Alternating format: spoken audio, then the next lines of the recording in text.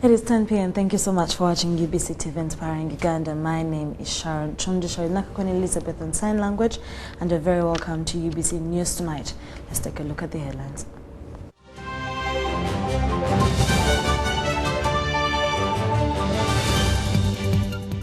$133 cadet officers. Africa Catholic Bishops Conference comes to an end. Northern Uganda farmers want irrigation. And in our sports news, Cranes set to face Somalia in a return leg.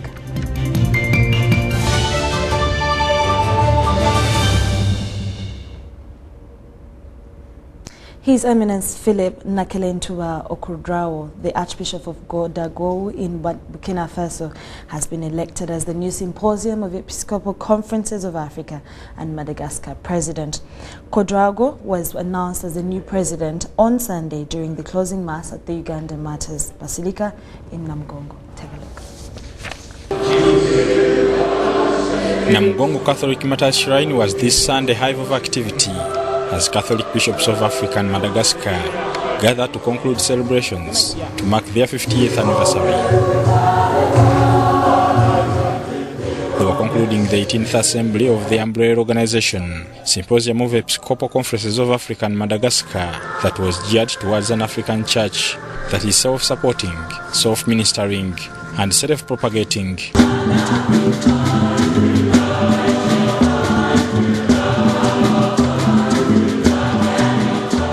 Closing Mass was led by the newly elected president of SECAM, His Eminence Philippe Nakeretumba, the Archbishop of Ouagadougou in Burkina Faso.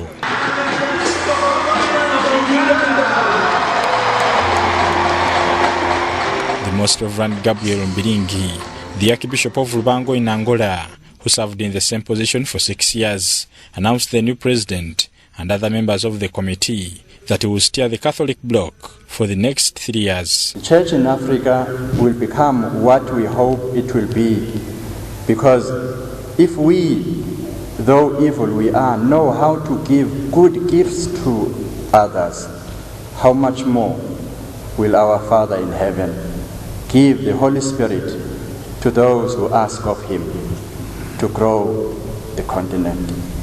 Speaking to Christians earlier on before the Mass, Archbishop Cyprian Chituluanga told the congregation that the week-long second meeting held at the Mnyonyo Commonwealth Resort was successful. So we are grateful to God for the successful end of the second conference we have been having, and also the Jubilee celebrations that we are closing. Bishop Anthony Zua, the chairman of Uganda Episcopal Conference, thanked President Museveni and government for the support to SECAM conference that attracted hundreds of delegates that include high-ranking cardinals, archbishops, bishops, priests and religious men and women from all over Africa, Europe and America. Your Excellency the Vice President, you are here. We kindly ask you to convey our appreciation and thanks. We shall also use other means to meet him. We are very, very grateful for the support that has been given by His Excellency the President. Vice President Edward Kwankwasekandi represented President Museveni at a function also attended by the Buganda Katikiro Charles Peter Maiga and government officials. The religious leaders are pillars of peace, tranquility, freedom, justice, morality, sanity, and prosperity of people, among other cardinals for which God created humanity on earth. The national resistance movement promotes a moral political culture that is opposed to all sorts of moral deviations, such as corruption, sectarianism, etc. Inaugurated in Uganda in July 1969 by Pope St. Paul VI, SECAM is a continental structure that takes place every 3 years, bringing together Catholic bishops from Africa to promote communion, collaboration and joint action in evangelism, human development, ecumenism and interreligious dialogue, among others. Bernard Iga, UBC TV in Kampala. Thank you, Benajiga. Moving on, President Yoweri Museveni has held a meeting with a consortium of investors from China, led by Uganda's High Commissioner to Kenya, Ambassador Phoebe Otala. During the discussions at the President's country home in Rachitula in Kiruhura district, the investors expressed interest in taking part in a number of sectors, including construction, real estate development, green energy ceramics, garbage collection and recycling, and solar batteries production, among others. The entrepreneurs also expressed interest in setting up factories, especially in paper manufacturing industry, sanitary and cassava export industry. President Museveni welcomed the entrepreneurs to Uganda and asked them to feel free to invest in the country in such areas like water irrigation projects, institutional housing for health workers, teachers and the police, among other projects. High Commissioner Otala revealed that Chinese entrepreneurs are keen to participate in the industry of exporting cassava products worth 5 million tons annually that could easily fetch the country approximately 700 billion every year. Ambassador Otala thanked President Museveni for always leading the promotion of regional market integration and cited the common market of Eastern and Southern Africa, whose manufacturers the President had strongly encouraged to use one platform to promote goods produced in the region. Caramba Military Academy in Muwende district is to be transformed into a military university offering both leadership and academic qualification for East Africa security personnel. Now, the move was declared by President Yoweri Museveni during a pass-out ceremony of over 200 cadet officers today. A one-year cadet training course for these 223 officers have offered them a golden opportunity to serve in the National Army. Of the 223 cadets, 20 are Somalis.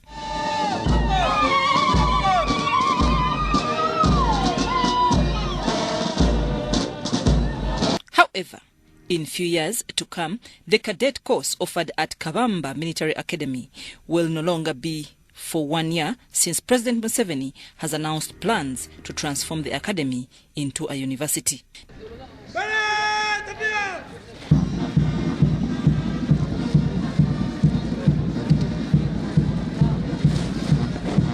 The academy has already entered a memorandum of understanding with Macquarie University to develop the course units. Things are really moving well. You hear that this academy is going to be transformed into a military university where you can get both the leadership qualification in the army, but also an academic qualification. And the course will take 3 years instead of 1 year. And it will be shared by East Africa. The President further revealed that more infrastructure developments are to be set at the academy, since it's going to serve the entire East African community states. Therefore, the opportunities are now many for you people. For us, we have to learn military science without all these facilities. That's why you hear that some of us have to go to Mozambique to get knowledge from there. Here, you are getting it free here. Therefore, don't misuse this opportunity. The dormitories will be built, the additional buildings, and also the transport of the college will be worked on, because the commandant told me about those issues and the deputy CDF has told me what is needed. Museveni urged the commissioned officers on discipline and hard work, since serving in the UPDF is a rare opportunity one would not wish to lose. However, your immediate work now is that you have a chance to be a leader in the Uganda People's Defense Forces. I can tell you this is a rare opportunity for you.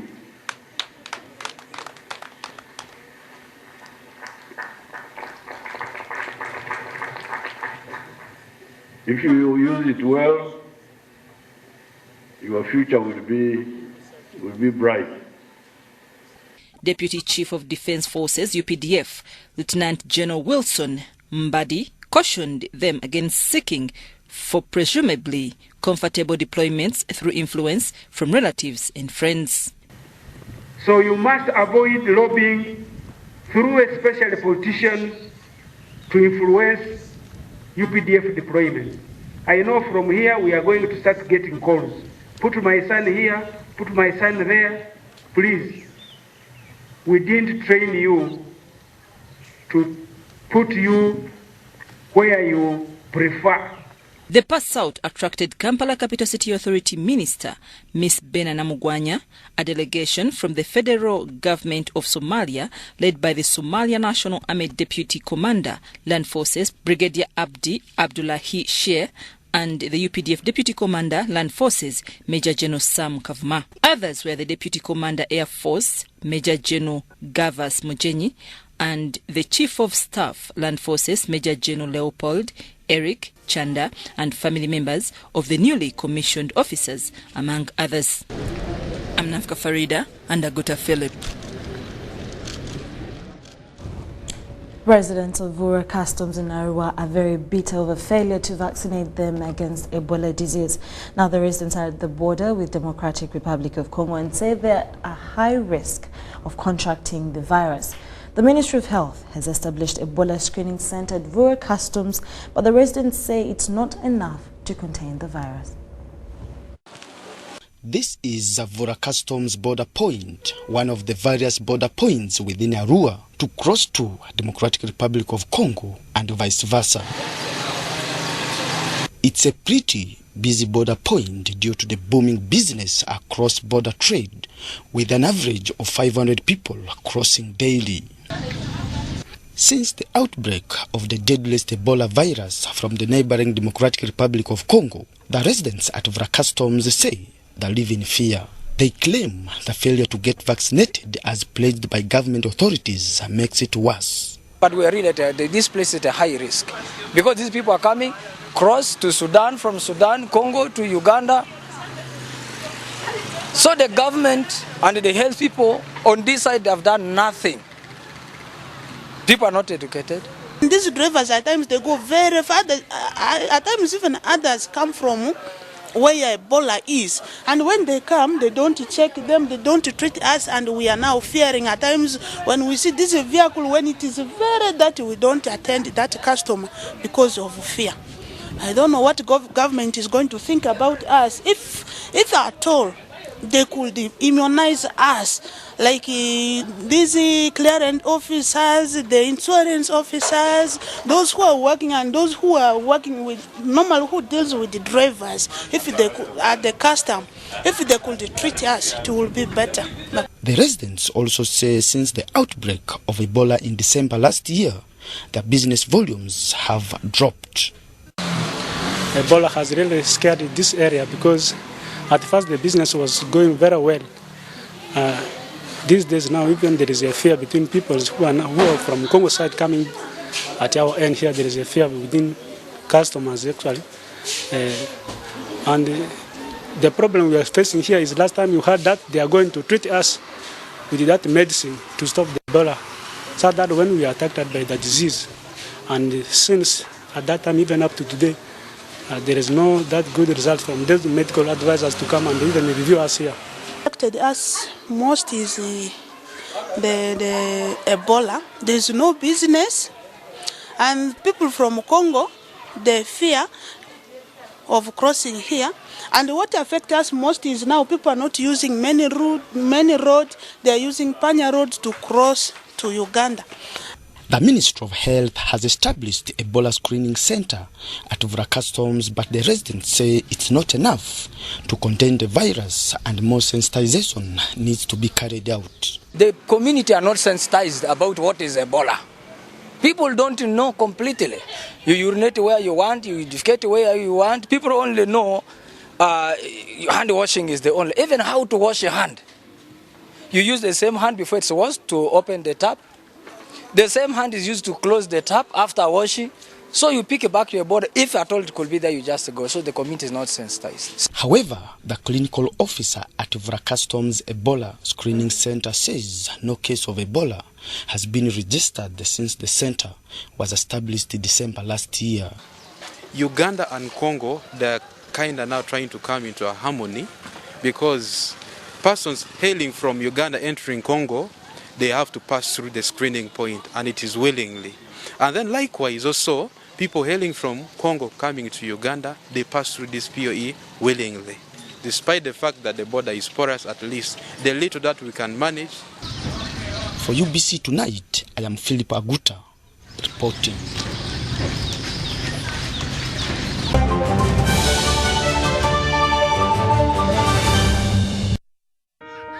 Every dream has a challenging journey. Ours began in 1998 with a mission to drive the development of a robust communications sector in Uganda. We created structures to champion the dream. We've evolved, made discoveries, supported great minds, empowered Ugandans, and fostered a vibrant culture, enabling communication for all. Down the years, we've created memories and networks, uniting generations and building great partnerships. Together, we can go even further. UCC, celebrating 20 years of achievements. Have you completed Senior 4 or Senior 6 and you want to do a 2-year certificate or a diploma course?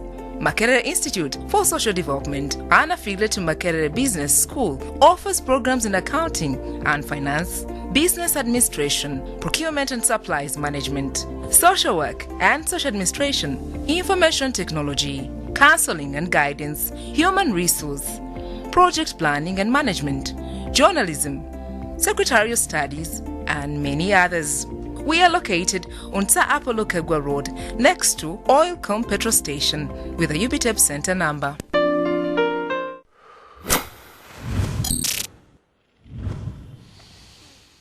Nabubi yazimba kumutya muwanvu enkuba yatonya nabubi yakwa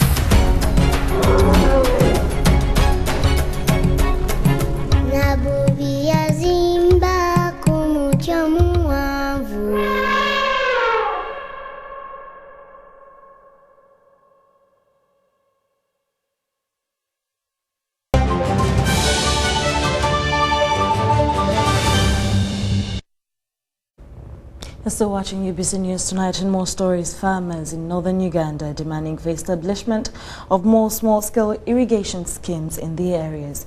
Now the farmers from the district of Zombo, Pakwach and Nwoye say the benefits from the few available schemes are enormous. The farmers made the demands during the commissioning of the 4 small-scale irrigation schemes by the Ministry of Water and Environment recently. Philip Aguta was there.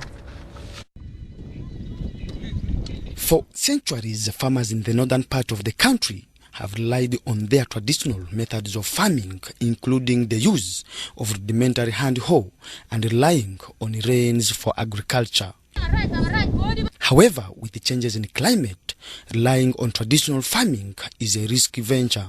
According to Onek Andrew, a farmer in Noya district, he sometimes harvests less than the input due to excess rains or drought.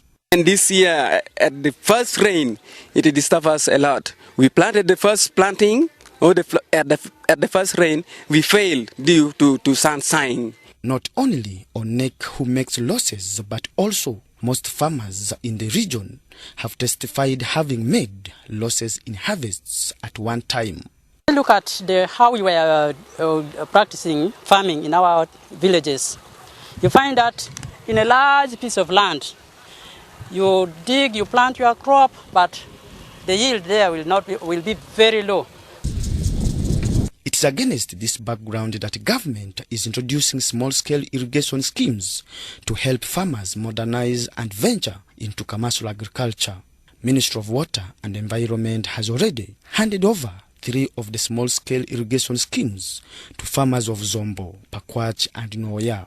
This is part of our mandate, and we want to use such as demonstration and let the people see that this can be done, because with a small acreage like this, you're able to support more than 100 families, and they're all earning decent income. So it is also one way of fighting poverty, but most importantly, ensuring that there's food security and improving the resilience of our people, while at the same time providing employment for the youth, the women, etc.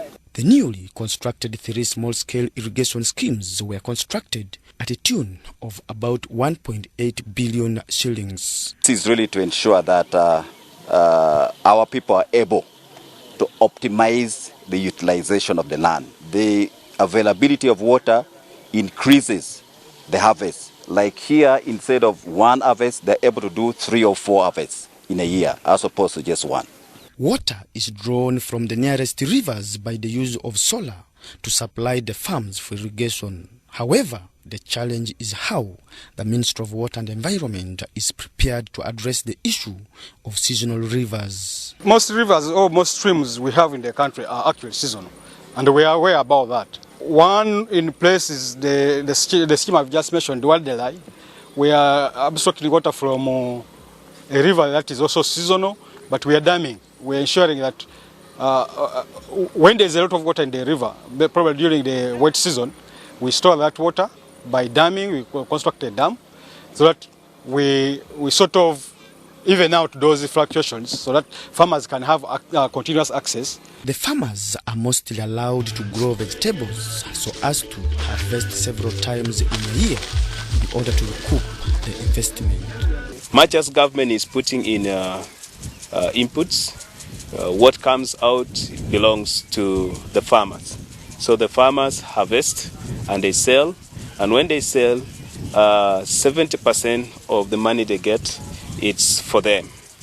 And then the 30% is kept to support sustainability of the project. The challenge, though, is that only less than 100 farmers are benefiting from the project area, leaving out the biggest numbers. The call that we need more is a special call to the government of Uganda, that we need more dams. We have run of water which can be trapped, like this one has been trapped and now it is being used within the same sub-county. And apart from the need for more dams, we can talk to our communities to offer land, apart from downstream, any other areas around the dam for this kind of irrigation scheme. So more land can be acquired by government. And of course we are expectant in the pipeline also for other support to government through donations for 36 small-scale irrigation system. And so it makes a total of about 66. That all we get the donation, then we are able to construct 66 small-scale irrigation system in northern Uganda. With all that has been said, it appears a pretty good project for the livelihood of farmers here in Zombo district. But how the farmers here are going to sustain the project to ensure that the money that has been injected here is not wasted in the long run is what remains to be seen. For UBC Tonight, I am Philip Aguta in Zombo district. Thank you, Philip Aguta. Uganda authors have formed an investment club to assist them raise funds to write more books and for personal use. Now, Professor Elisa Magara says Uganda Textbook Academic and Non-Fiction Authors Association members will have access to the investment club to actualize their dreams. This is Uganda's first national association for authors of general non-fiction works, textbooks and academic books, and it is dedicated to promoting their works and their status in society through sharing information and offering advice. Moving on from that story, Pius Bigirimana, who has been the permanent secretary in the Ministry of Gender, Labour and Social Development, has handed over office to James Ibitu. Ibitu has been working as Director for Social Protection in Ministry of Gender, Labour and Social Development. Bigirimana's handover came after receipt of a letter from the head of public service and secretary to cabinet John Mitala directed him to take over as secretary to judiciary with immediate effect. Pius Bigirimana has been the permanent secretary for the Ministry of Gender, Labour and Social Development since May 2013. Adia Nakuti and Farida have a detailed report.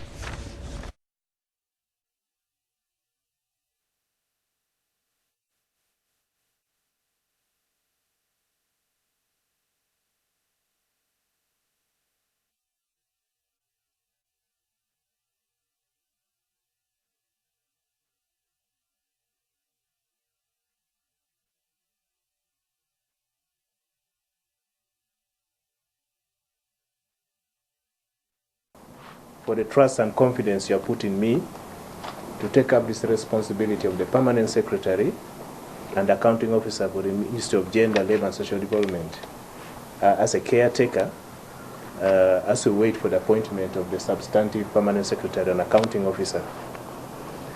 I won't say I come to this position with a lot of confidence in my heart because you have taken trouble to mentor me and expose me during the time we have been together for the last 5 or so years in this ministry. I don't know much of what is awaiting me, but I can assure you that I am always prepared. I'm always prepared. I'm not new in the service.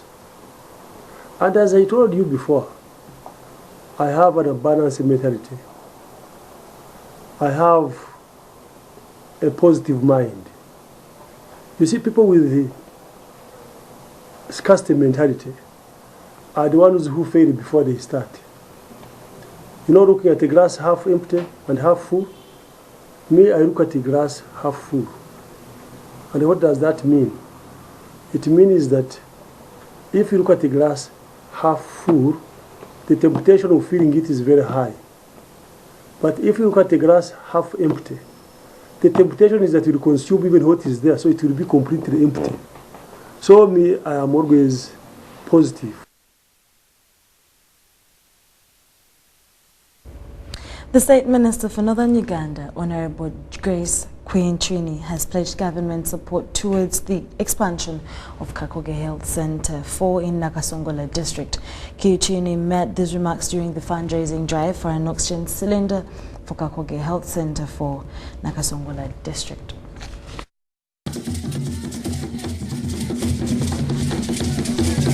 St. Francis Church and the woman member of parliament for Nakasongola district, Margaret Komhanji, have launched a fundraising campaign to raise funds to buy an oxygen cylinder for Kakaako Health Centre 4. This followed the meetings among residents and area member of parliament who resolved that residents contribute towards the purchase of the cylinder and expansion of the maternal ward. We can also build so many.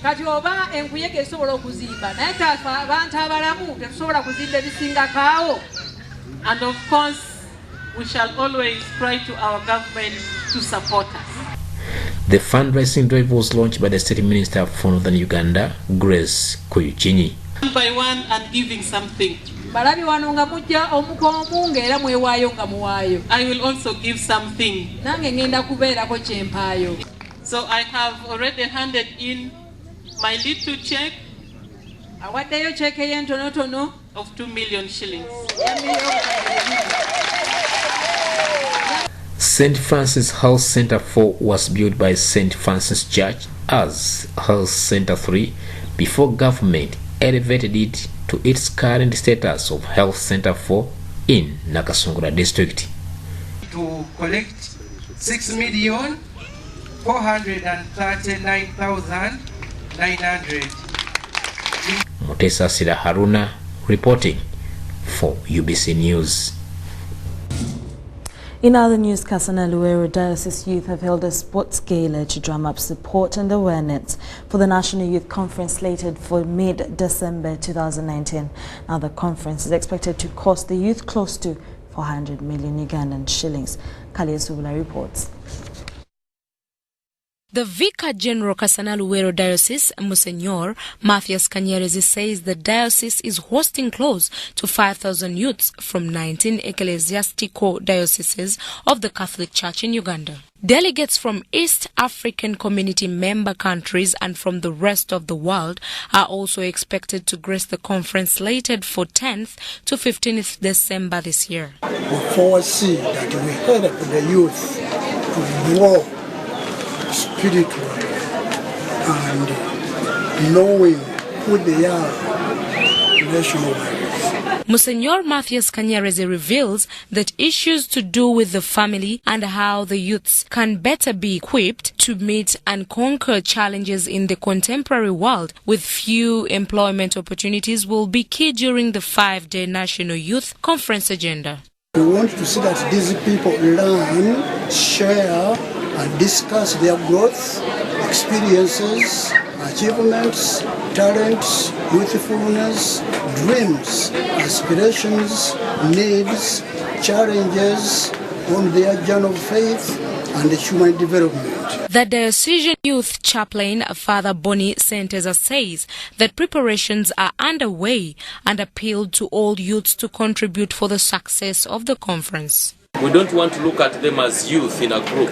We want to look at them as individual persons because each one has their dreams, each one has aspirations, each one has challenges.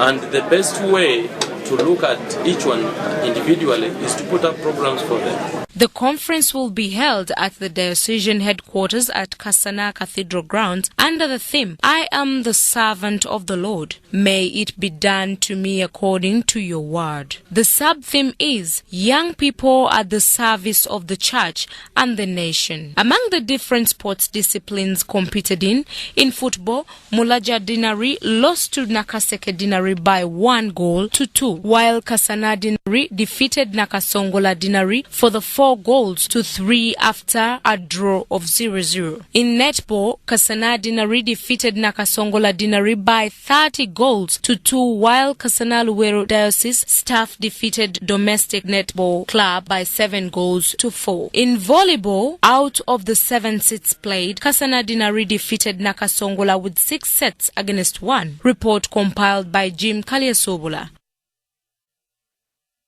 Reverend Father Geoffrey Mbowa in Namilyango Parish wants parents to be role models for their children. The Namilyango Parish curate was confirming over 290 children at the school.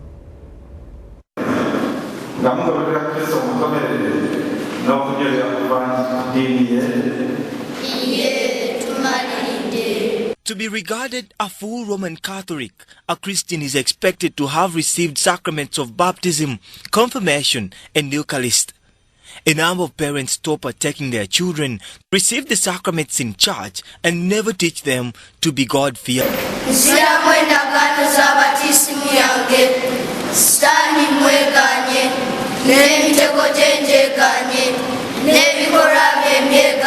Namilyango Parish Curate Reverend Father Mbowa wants parents to teach their children good morals so as to become good citizens. There are quite a number of things that we need from God as well. But at times we don't know how to ask. There are quite a number of things that we need to give praise to God, but we don't know how to present them to God as well. Mbowa was confirming 290 children of Uganda Matters Junior Boys School Namilyango at Namilyango Catholic Church.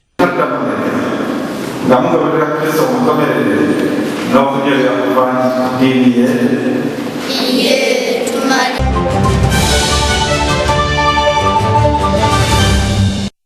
Ekyama kya Busoga kino nga ni Kagulu Rock nkola olusozi olw'Ekagulu mu igombolola ly'Ekagulu mu disitulikiti ey'Ebuyende. Idatunirira olusozi olw'Ekagulu ni Pulezidenti wa Uganda Yoweri Kaguta Museveni ng'akyaziibwa isaife ky'abazinga ba Busoga William Wilberforce Kadumbula Gabula Nalyopo Owookuna ne Speaker wa Parliament Mama Rebecca Itwala Kadaga. Era ng'empiya bukalina bukalina obuteereyi bwawo obw'okuwangulibwa abonabona nga banini olusozi luno baalutuuka ku ntwiko. Oyina kuba ng'osobola okubona Busoga okuva yava okutuuka yakanga olengera ebibira olengera ensozi edindi agayanda n'omwiga Kiiro ogusinga obuwanvu mu nsi yona Kagulu nkola olusozi lwa byafaayo ng'Omusoga eyasooka yava ebunolo wano niwe yatuukira. Oyita abona empuku mwe yasulanga niwe yalibiranga enimiro de nga bino byonna bya bwereere. Abantu okuva ebule n'ebweya bali kwekonda okuyida okubaawo okunina olusozi luno weenaba omu kwabo. Bino byonna byakubaawo olwamukaga ngena ku omwezi 17 omwezi ogw'omunaana omwaka 2019.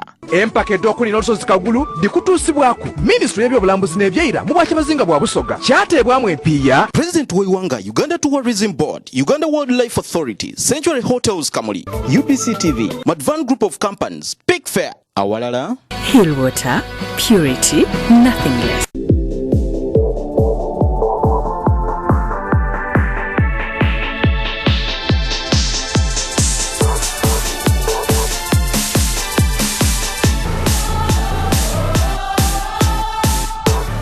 Displays that will leave you enthralled. Make a date with us during the first Sunday of every month.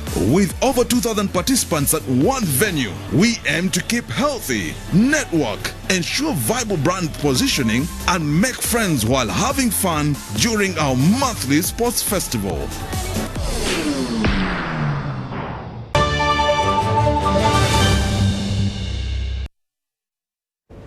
You're still watching UBC News Tonight. In our business stories, the testing of genetically modified potatoes for resistance against lead blight disease at Kachinkano's Zonal Agricultural Research and Development Institute has yielded positive results. After harvesting, the genetically modified potatoes have shown resistance to lead blight disease.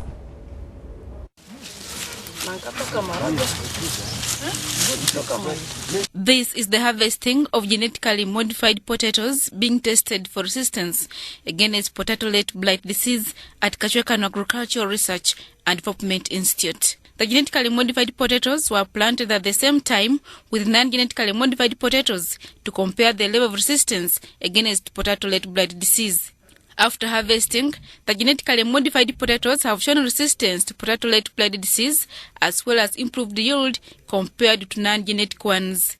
I'm very happy with the results that we are getting because this is a transgenic plant. This is yield per plant. This is one plant where the plant has genes for red blight resistance. But you can see for this one, where there was no genes for red blight resistance, you can compare the yields. This is maybe like 40 times or even 50 times more than the plant that did not contain the genes. Potato-late blight disease affects potatoes by causing premature drying of leaves and can lead to 80 to 100% yield loss. The testing of genetically modified potatoes against late blight disease started in 2013 and has now reached 50th stage. The testing is being carried out in other countries like Kenya and Tanzania in collaboration with International Potato Center. Where we are working in this region, that is Uganda, Kenya, Tanzania, Rwanda, Ethiopia, and what we are doing is we are trying to develop varieties that are climate resilient. The climate is changing and we have new diseases. So for the field that we're working on is a variety that we developed that is resistant to lead blight, which is a major disease in Uganda causing a lot of losses. So this variety that we've developed, as you can see, doesn't get the disease and is going to be high yielding. These genetically modified potatoes have now qualified for multi-locational trials in potato growing regions like Elgon and Jigezi. However, any genetically engineered agricultural material cannot be released to the farmers because the Genetic Engineering Regulatory Act 2018 has not yet been assented to by the President. But if the law on genetic engineering is operationalized, All genetic materials will be approved by the National Biosafety Committee before release to the farmers. Adia Nakuti and Kelment Wanjira, UBC. Great way to beat blight disease in potatoes. Moving on, it's now 2 years since Baraboro village in Oyem was declared a climate smart village, and according to researchers, the concept is coming out. Before the launch of the climate smart technologies, the communities could hardly harvest from their gardens. The temperatures were very high. They can now harvest throughout the year. Take a look. Climate change is letting down many farmers due to crop failure associated to erratic weather changes. This is mainly after man's destruction of the environment by cleared forests, swamps, and associated natural resources, including water. Increasingly facing climatic shocks, and farmers cannot be able to withstand the problems which come with variations in climate. So we have drought all the time.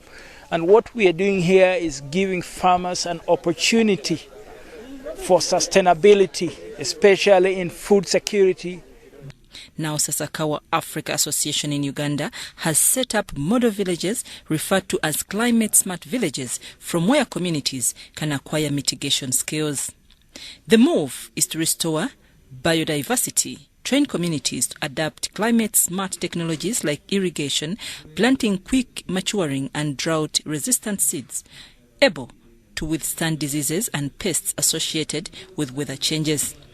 In Nakaseke and Oyam districts are the pilot climate-smart villages, and according to the project consultant and Makerere University Don, Dr. Florence Chaze, Oyam district climate-smart village is a dream come true. Trees, we planted these trees 2 years ago, but I'm happy that we have a tree as big as this today. So in terms of environment, I think we are moving forward. In terms of the food security, I see a lot of agronomical practices, good technologies taking root. The chairperson, Production, Marketing and Natural Resources, Anthony Oyul, is optimistic that the interventions are going to boost food security in the region. Because they talk about planting trees, they talk about the protection of the wetland. For the smart climate agriculture to go on well, we have to go with the forest and the wetland being protected to help our climate. A 73-year-old Akabu Oyuk is a farmer in Baraboro village in Oyam district, whose dream of earning a living have been boosted by the technology adoption. We plow the garden twice, then we make the heaps around the garden. Now from there, then we make the line like this. Now then we plant. First we put fertilizer first. Makerere University Faculty of Agriculture and Environment, National Agriculture Research Organization and Sasakawa Global 2000 are working hand in hand to help such communities realize food security while restoring the environment. I'm Nafka Farida and Satumba Douglas reporting.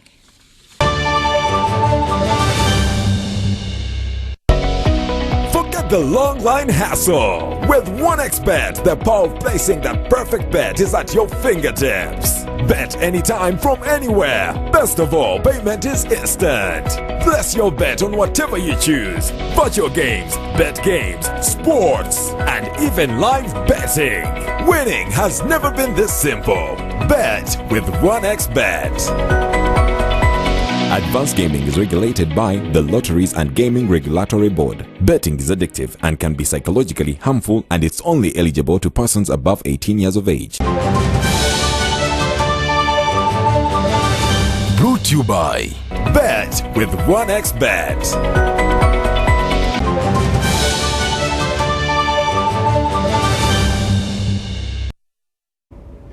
The 2019 Caramba Games have been earmarked to play varying roles in order for socio-economic development of the region to continue. Now, this year's game scheduled for 31st August at St. Daniel Komboni in Kotido District will attract teams from the 9 regional districts competing in among others: football, netball, woodball and athletics.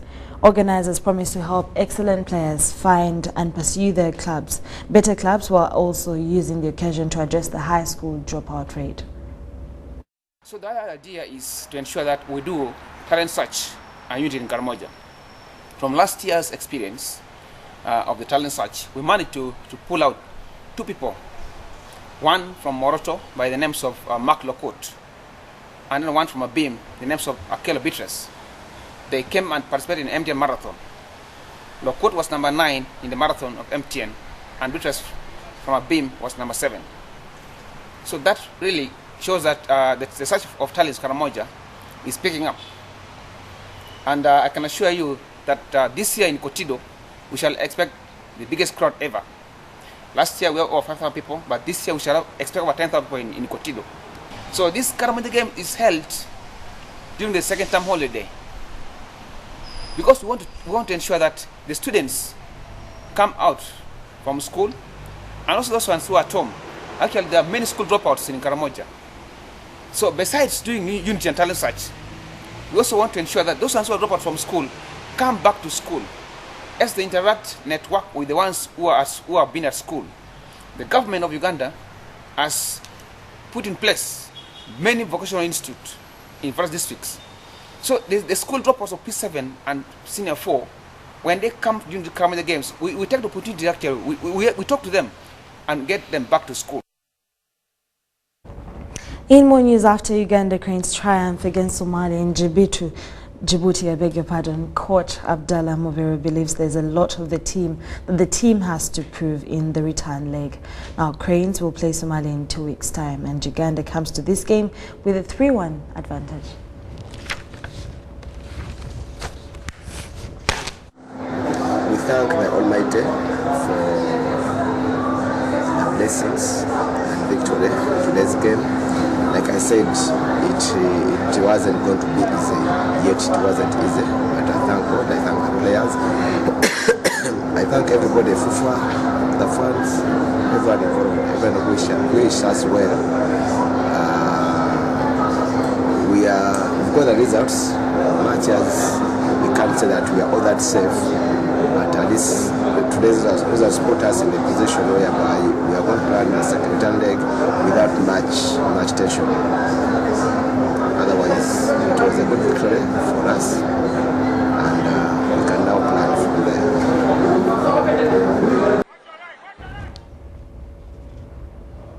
The Uganda handball national women's team has entered a non-residential training at Mandela National Stadium ahead of All African Games in Morocco, August this year. Now, Uganda qualified in April after getting a walkover against Kenya, who failed to turn up for a return leg. The 28 Samoan national team players set to have a week in non-residential training under the guidance of Jimmy Remy Ortun and Flavia Egwech before a residential camp on Monday, 5th August 2019. Uganda handball team last took part in the All-African Games in 1995, failing to make it past the group stages. The competitions will run between 19th and 31st August 2019 in Rabat and Casablanca, Morocco.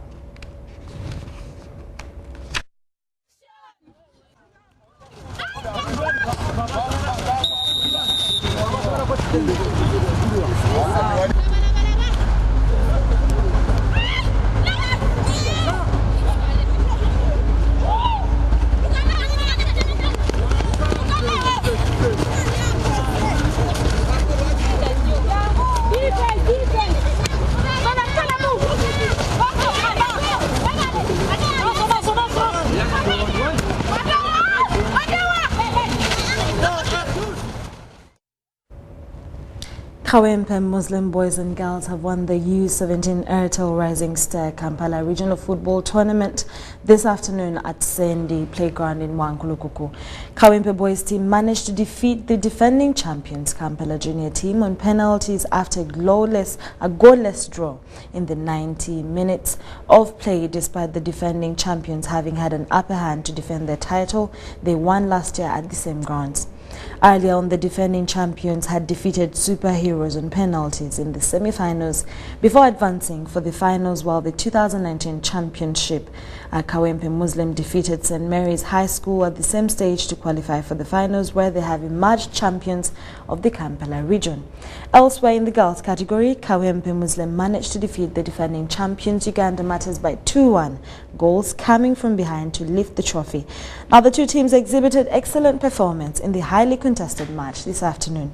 A team of 30 players has been selected to represent the region in the finals, which will be played next month in Kampala at Star Times Stadium.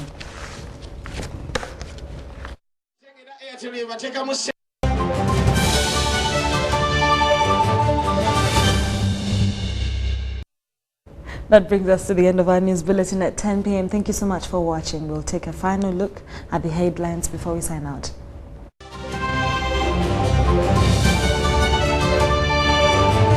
President Museveni commissions 233 cadet officers. In more news, Africa Catholic Bishop Conference comes to an end. Moving on, northern Uganda farmers want irrigation.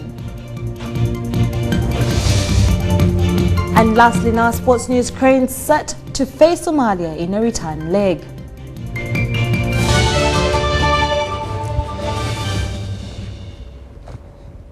You've been watching UBC News Tonight with me, Sharon Chondisha, Nakakuni Elizabeth on Sign Language. From the team and I, have a lovely weekend and a very good night.